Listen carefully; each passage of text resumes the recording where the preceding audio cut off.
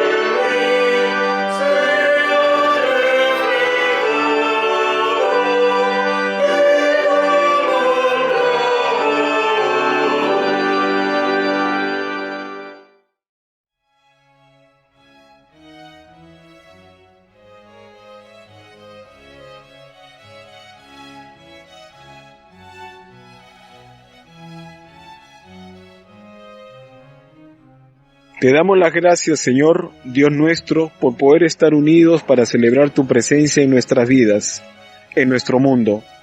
Tu presencia que nos llena de confianza para seguir el camino de Jesús y nos hace libres para ser sus discípulos. Gracias, Señor, porque siendo consciente de nuestros propios límites y carencias, podemos acercarnos a ti para pedirte que tu Espíritu nos fortalezca para ser fieles a tu llamamiento, para saber seguirte y caminar contigo. Conociendo nuestros propios límites y carencias, te pedimos a ti, Señor, que el fuego de tu Espíritu consuma nuestros miedos, nuestros egoísmos, nuestra indolencia. Te alabamos, Señor, porque a pesar de nuestras incapacidades, tú nos has constituido en testigos de tu Evangelio y nos capacitas para, con palabras solidarias y actos fraternos, mostrar que somos libres para construir la paz, libres para una vida plena, libres para servir a la humanidad en un mundo que hemos hecho difícil, que sufre de vacío de amor, de fe y de esperanza. Y desde esa libertad queremos pedirte e interceder por todas aquellas personas que viven atrapados en los miedos, en las redes del egoísmo, en la espiral de la violencia, en la exclusión orgullosa del diferente. Queremos pedirte, Señor, que tu palabra y la verdad les hagan verdaderamente libres como nos has liberado a nosotros y nosotras. Por tu amor y misericordia te alabamos, Señor. Amén.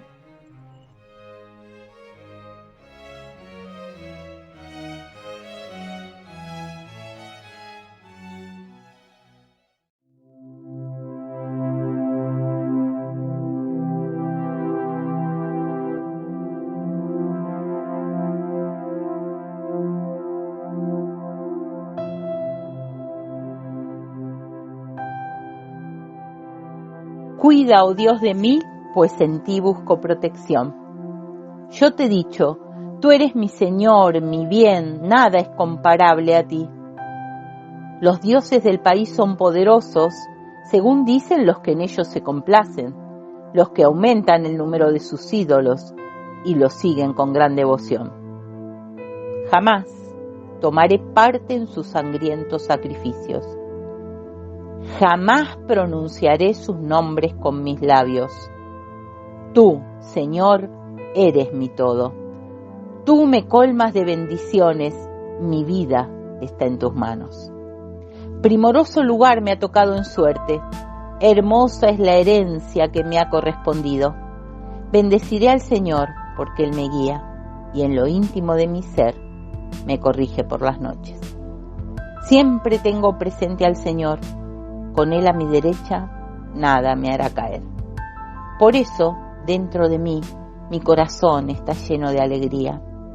Todo mi ser vivirá confiadamente, pues no me dejarás en el sepulcro. No abandonarás en la fosa a tu amigo fiel. Me mostrarás el camino de la vida. Hay gran alegría en tu presencia, hay dicha eterna junto a ti.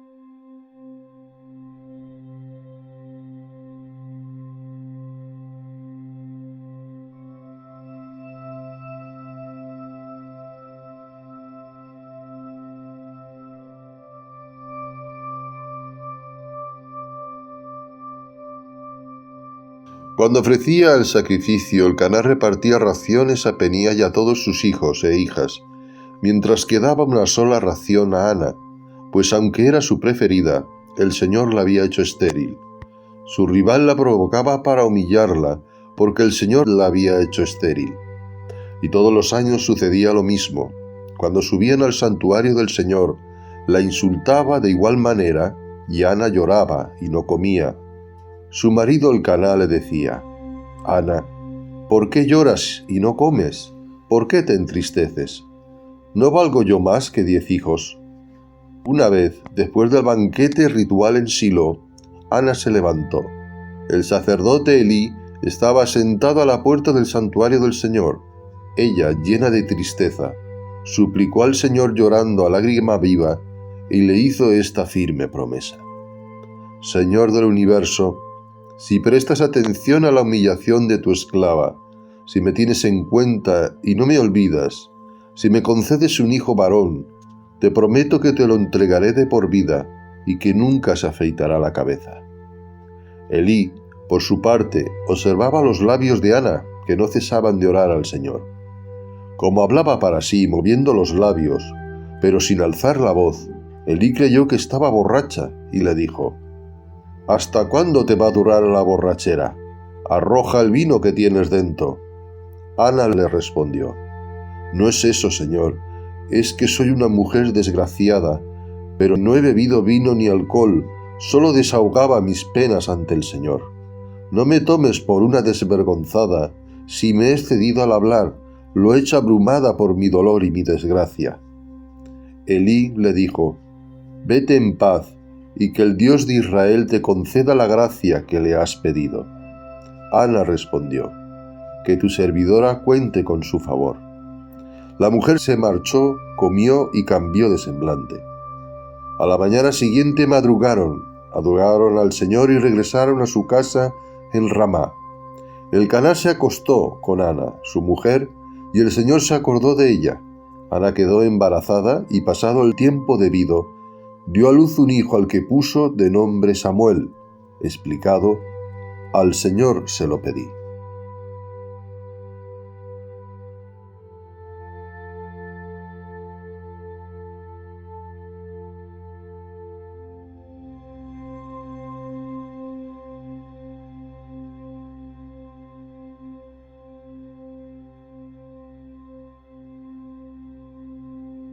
Jesucristo ha entregado su vida por nuestros pecados y nos ha liberado de esta era infestada de maldad, conforme a lo dispuesto por Dios nuestro Padre, a quien pertenece la gloria por siempre.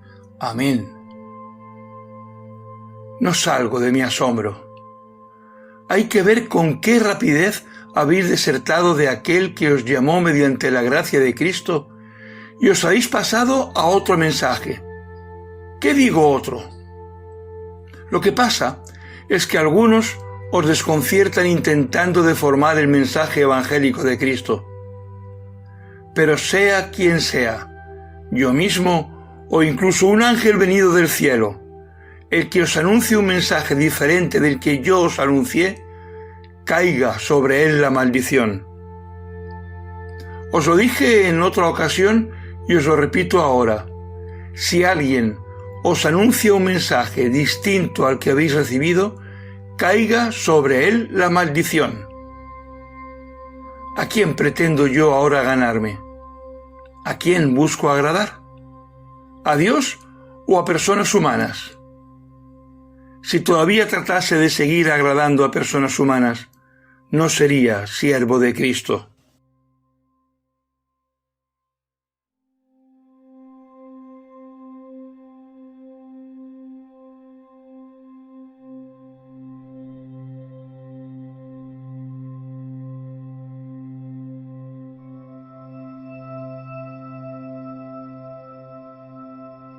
Cuando Jesús salía del templo, uno de sus discípulos le dijo: Maestro, mira qué hermosura de piedras y qué construcciones.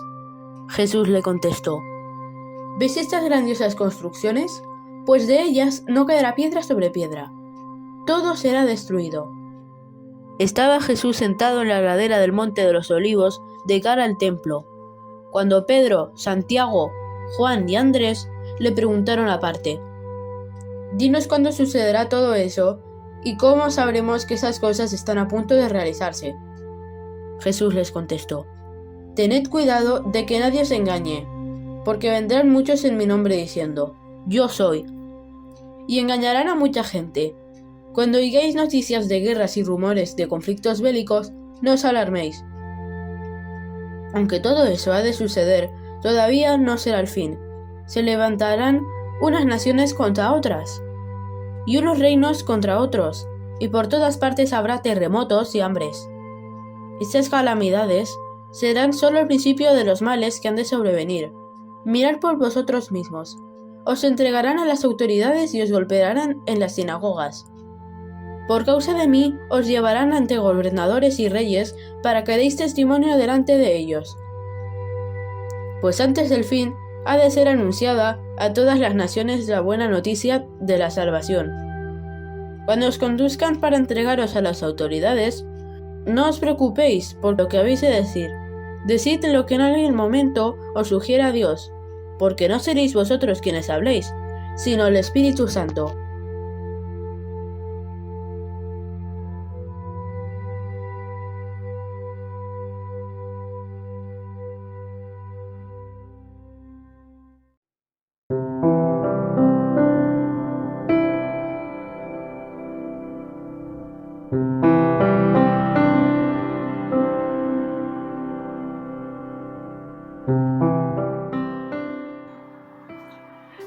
Queridos hermanas, hermanos, que la sabiduría y el amor de Dios inunden nuestras vidas, que su Espíritu nos inspire para comprender su palabra y ponerla en práctica.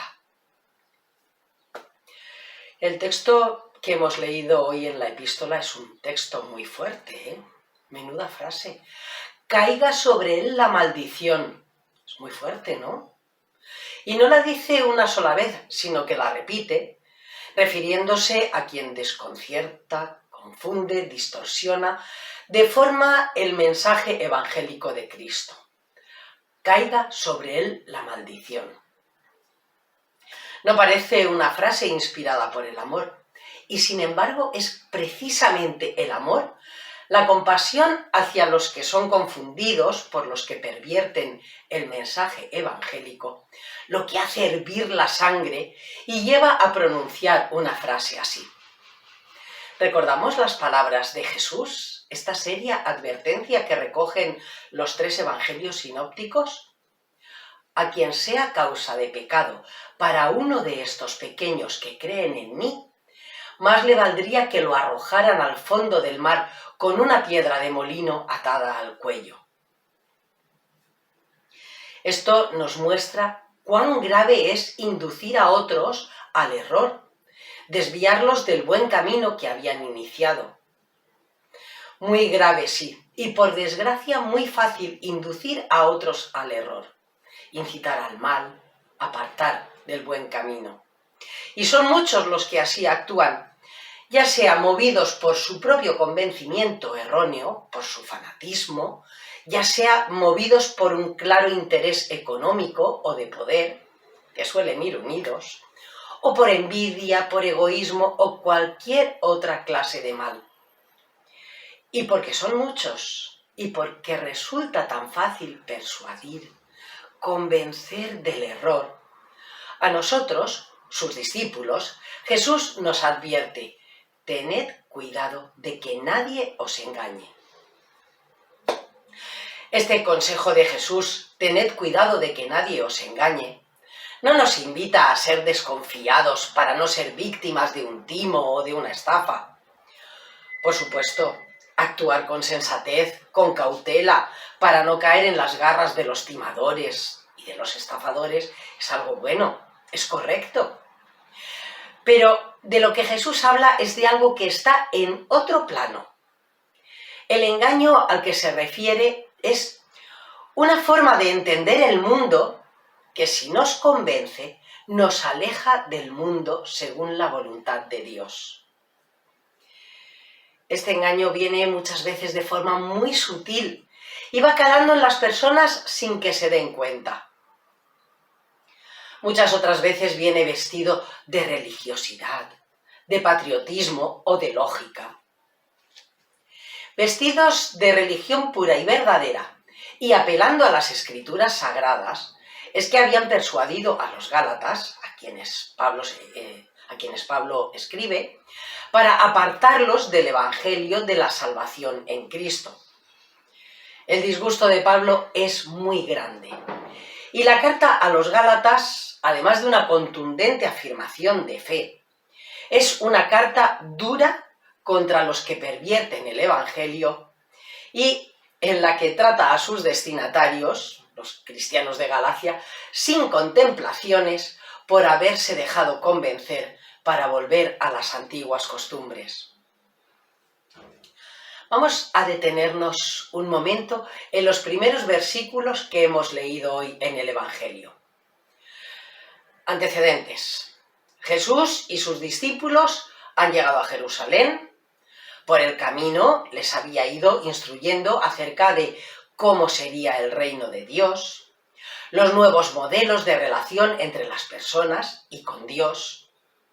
Les había ido advirtiendo de lo que se iban a encontrar, la oposición de los que gozan de privilegios en un sistema social injusto y el maltrato que habría de sufrir.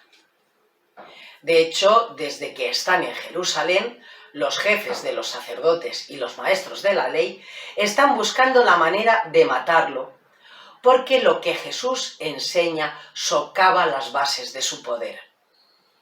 Este poder se apoyaba en el templo, en lo que el templo significaba como baluarte de su religión, de su ser judíos, y en la riqueza que el templo generaba. Pero por otra parte el templo, tan grandioso, tan hermoso, a todos subyugaba. Muchos, quizá todos, lo veían como signo de la presencia real de Dios. Así que para todos era importante que estuviera ahí. El templo estaba en el deseo de todos, no solo de los que obtenían por él poder y riqueza. Jesús no se queda como aquel discípulo admirando esa belleza, sino que lo reconoce como símbolo de una religión que se ha corrompido, que se ha alejado de Dios porque no está al servicio de su pueblo. Y Jesús, cuyo objetivo sigue siendo que el reino de Dios se haga realidad, en lo cual cree por encima de todo, afirma que esas grandiosas construcciones serán destruidas, que no quedará piedra sobre piedra. Si pensamos que Jesús estaba ejerciendo de adivino, ya que el templo fue efectivamente destruido unos años más tarde, nos quedaremos muy lejos de su enseñanza. Jesús, plenamente convencido de que el reino de Dios es posible, afirma que será destruido todo lo que signifique opresión, manipulación de las conciencias. Jesús, plenamente convencido de que el reino de Dios es posible, afirma que será destruido todo lo que sustenta una sociedad de clases en las que el bienestar de unos se obtiene con el perjuicio de otros. Recordemos que un momento antes Jesús había observado y había hecho observar a sus discípulos cómo la gente echaba el dinero en el arca de las ofrendas y cómo aquella viuda pobre había echado todo lo que tenía para su sustento. Jesús, plenamente convencido de que el reino de Dios había de venir, afirma que será destruido el templo como símbolo que era de negocio y de poder. ¿Cuándo sucederá? Preguntan. ¿Cómo sabremos que llega el momento? Quieren saber.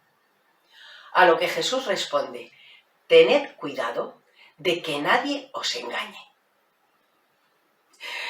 ¿Cuántas fechas se nos han dado para el fin del mundo? ¿Cuántas explicaciones, argumentos o razones? ¿Con cuánto detalle se ha descrito en multitud de ocasiones y siempre provocando con ello desconcierto y temor? Afortunadamente, cada vez menos. ¿O no? ¿Pensamos nosotros acerca del fin del mundo? Y si lo hacemos con miedo, pensando en las calamidades que va a acarrear. Guerras, hambres, destrucción. En este mundo, en estas sociedades que no basan sus leyes, sus comportamientos, su forma de vida en la justicia que emana del amor, la violencia en todas esas formas, guerras, hambres, destrucción, está siempre presente. Pero este mundo ha sido condenado. La promesa de Dios es que todo esto llegará a su fin. Pero tened cuidado de que nadie os engañe. No es la voluntad de Dios la destrucción del planeta. A eso lo estamos llevando los seres humanos, en contra de la voluntad de Dios, si no tomamos las medidas necesarias para frenar el cambio climático. El mundo que Dios quiere destruir, y para ello nos ha llamado para llevar a todos la buena noticia de la salvación, es el mundo del odio y la violencia, el de la injusticia y la opresión, el de las desigualdades y los rechazos. En definitiva, el mundo en el que no podemos ser felices ni vivir la plenitud de vida. Este mundo está condenado. Y si confiamos en la promesa de Dios, sabemos que va a acabar. Pero este mundo quiere perdurar y tiene sus herramientas para hacerlo. Cuenta con grandes artistas del engaño. Engaño que viene muchas veces de forma muy sutil y va calando en las personas sin que se den cuenta. Muchas otras veces viene vestido de religiosidad, de patriotismo o de lógica. A modo de ejemplo, ved de qué forma tan sutil van haciendo crecer sentimientos contra los inmigrantes, contra los desempleados. Estas diapositivas son algunas de las que vemos constantemente en las redes sociales. Nos llueven diariamente. Creo que puede haber mejores políticas para combatir la pobreza que ofrecer como única salida el disponer de un ingreso mínimo. Pero esa reiteración constante, machacona, de que quien no tiene otro recurso es porque es un vago, la insistencia una y otra vez en que se les paga a los inmigrantes más que a las viudas o a las ancianas de aquí, lo cual es además falso. No tiene más objetivo que crear rechazo hacia esos grupos de personas. Aún más grave, y esto me recuerda las palabras de Pablo y las de Jesús que comentaba al principio, es cuando, apelando a la propia Escritura y haciendo una mala interpretación de ella, se aparta a la gente del Dios de amor y de misericordia, del Dios de perdón y comprensión, del Dios que nos capacita para no someternos a las injusticias, ni a nuestros propios antojos, del Dios que nos hermana, del Dios que nos ayuda y nos consuela. Si leemos un texto como el que hemos leído hoy en el primer libro de Samuel, y no tenemos en cuenta el contexto social, histórico, tomamos al pie de la letra algunas afirmaciones que en él se dan, podemos sacar conclusiones erróneas. La expresión «el Señor la había hecho estéril» corresponde a una mentalidad que era común en esa remota antigüedad. Esa creencia perduraba en tiempos de Jesús. ¿Recordáis cuando acerca del ciego de nacimiento le preguntan a Jesús: ¿quién pecó, este o sus padres? Jesús rechaza esa forma de pensar. Ni este ni sus padres responde a esa pregunta.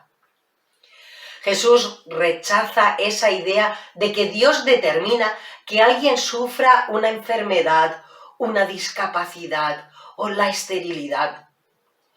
Pero todavía hoy son muchos los que afirman que es Dios quien nos da las enfermedades como castigo o como prueba, que es Dios quien da o permite que se dé cualquier clase de mal. Tened cuidado de que nadie os engañe. No queda tiempo, es una pena, no queda tiempo para explicar más acerca de este hermoso pasaje del principio de los libros de Samuel. Me quedo solo con esta idea. La que era humillada, Ana, la que socialmente estaba mal considerada, es escuchada por Dios. Decir que la estéril pudo concebir y dar a luz un hijo, recordad que en los textos bíblicos esto ocurre en muchas más ocasiones, es una manera de decir que la bendición de Dios supera toda traba o impedimento. En el mundo que Dios quiere, Ana ya no será más humillada, pues es Dios mismo quien la ha reivindicado. Tened cuidado de que nadie os engañe y mantened firme la esperanza en que un nuevo mundo es posible. Y compartid con todos esa esperanza. Amén.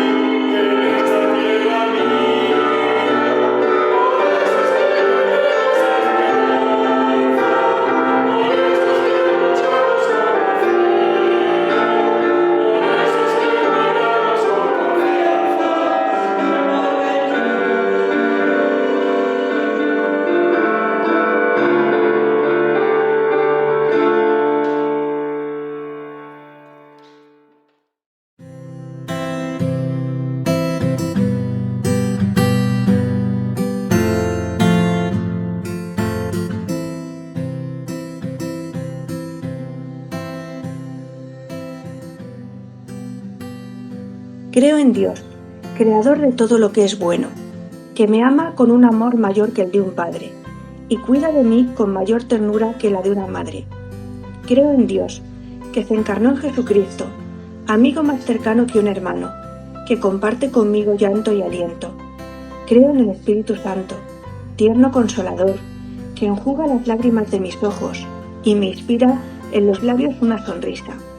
Creo en la comunidad de fe, encuentro de fieles, que procuran en el cumplimiento de la voluntad de Dios hacer posible un mundo nuevo. Creo que el reino de Dios es una realidad de vida plena en amor, armonía, comprensión y perdón. Creo que el reino de Dios es eterno.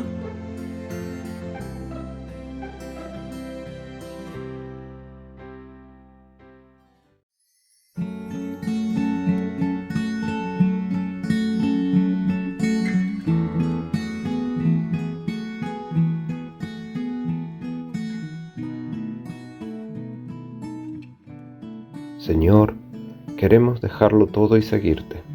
Danos valor para salir de nuestro yo, para convertirnos en nosotros y nosotras.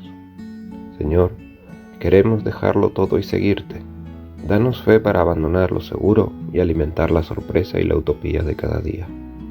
Señor, queremos dejarlo todo y seguirte. Danos la fuerza necesaria para convertir lo imposible en realidad. Señor, queremos dejarlo todo y seguirte. Danos un corazón empático para comprender a quienes sufren el olvido y la exclusión y sentir como propias el hambre, el frío y la soledad que padecen. Señor, queremos dejarlo todo y seguirte.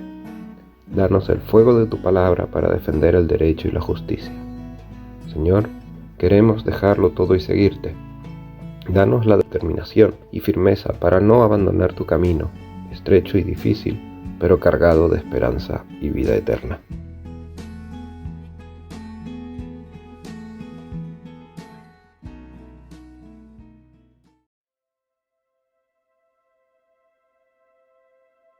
Nos unimos a la oración que Jesús nos enseñó. Padre nuestro que estás en los cielos, santificado sea tu nombre. Venga tu reino. Hágase tu voluntad como en el cielo, así también en la tierra. El pan nuestro de cada día, dánoslo hoy. Y perdónanos nuestras deudas, así como nosotros perdonamos a nuestros deudores. Y no nos metas en tentación, sino líbranos del mal, porque tuyo es el reino, y el poder, y la gloria, por todos los siglos. Amén.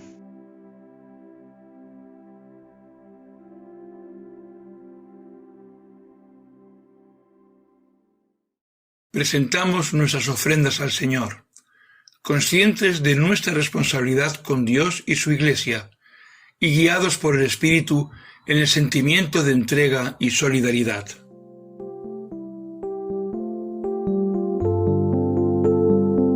Que nuestra ofrenda sea una alabanza viva a ti, Señor, como un canto nuevo de adoración. Queremos entregarla, queremos entregarla.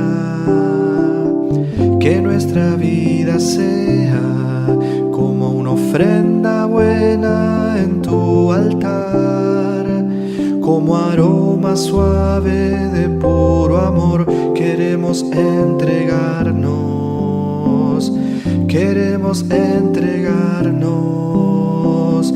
Recibe nuestra ofrenda, Si quieres hacernos llegar tu ofrenda, al final de este vídeo podrás ver el número de cuenta en el que podrás hacer tu ingreso o transferencia.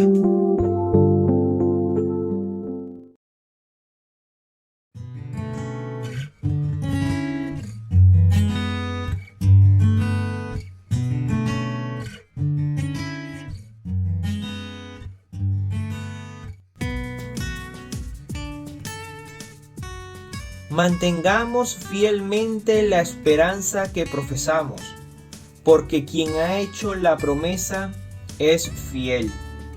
Y estimulémonos mutuamente en la práctica del amor y de las buenas obras. Que nadie deje de asistir a las reuniones de su iglesia, como algunos tienen por costumbre. Al contrario, animaos unos a otros, tanto más cuanto estáis viendo que se está acercando el día.